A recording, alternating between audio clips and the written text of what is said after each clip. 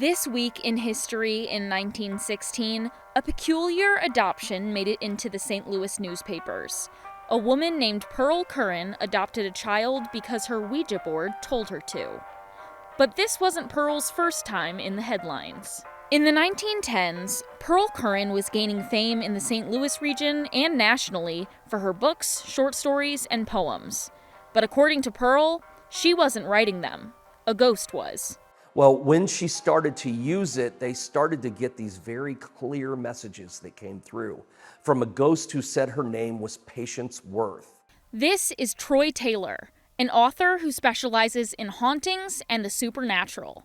He explained that the spirit of Patience Worth would only speak when Pearl Curran was there. After a while, Pearl was able to get messages from Patience in her head, and she would write them out. And then eventually she could dictate them. Pearl, again, this normal average woman, was getting messages from a ghost who then began creating poetry and writings and books. She published 4 novels in the 1920s. A ghost did, through Pearl Curran. She would tell her the stories, Pearl would write them down. Her literary works baffled experts of the day because Pearl was an ordinary housewife with only an 8th grade education. Besides her books, Pearl would also participate in seances and even have Patience Worth write poems through her for local ladies' clubs and social events.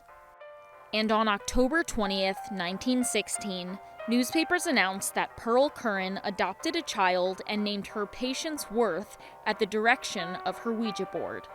The spirit of Patience Worth allegedly told Pearl to adopt the child because she resembled the ghost.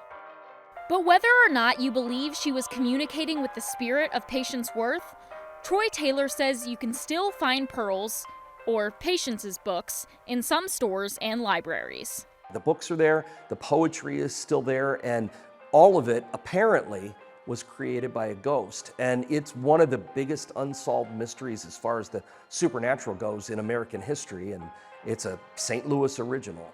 That was This Week in History in 1916.